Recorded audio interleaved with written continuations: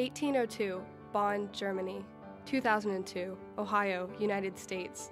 Separated by space and time, but united by a common symptom. A man in his 20s and a second grader noticed a gradual change in their senses. Their hearing was becoming weaker. Growing up, I was just like every other kid in my quest to fit in. This task became increasingly more difficult with each missed homework assignment, with each time I had to ask someone to repeat themselves 4 or 5 times. For a few years, I was able to ignore this and continue on with my life. When my inner ear damage began to affect my equilibrium and performance in school, I knew it was time to suck up my pride and ask for help. I received the news that I was to be fitted with a digital hearing aid. Initially, I worried how I would be received. I didn't know if I was ready for the stigma that came along with wearing hearing aids in high school. I didn't want to be made fun of or seen as the weird kid. My fears, however, weren't unfounded.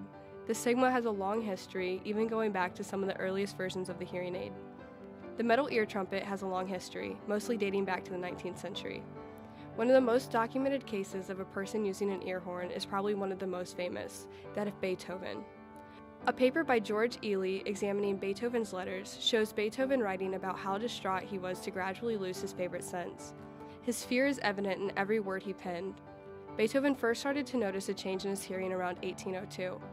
For about the next 10 years, he would go on to live life normally, composing songs and putting his fear on the back burner. In around 1812, his hearing became bad enough that he finally began to seek help. Beethoven was fitted with 4 different ear horns, some with straps to stay attached to his head while he played. Compared to my object, which is folded to make it more compact, Beethoven's were straight.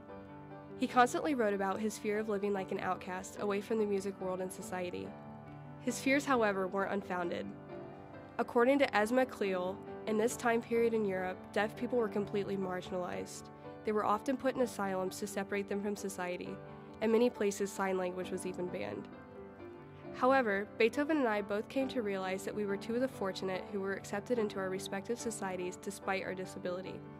Beethoven kept on with his music for as long as he could, as I did with my schoolwork.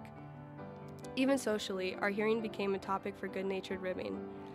Beethoven's friends wrote in correspondence that they would usually have ear horns sitting around because of his absent-mindedness and tendency to forget his at home. My own friends and professors granted me concessions in my own life, speaking louder and even recording lectures because of my own tendency to forget my hearing aid. Through my search of my artifact and interest in the people who would have used it, I found that society and certain stigmas 200 years ago really weren't so different from society and stigmas today. I found I have more in common with a 19th century composer than most people my age.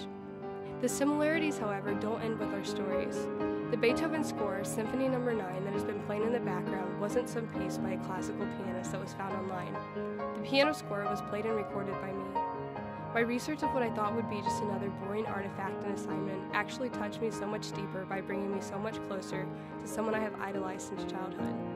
And the trial of facing society with a visual reminder of an incompetency, the man in Germany in 1802 and the little girl in Ohio in 2002 have a lot more in common than their location and age would lead anyone to believe.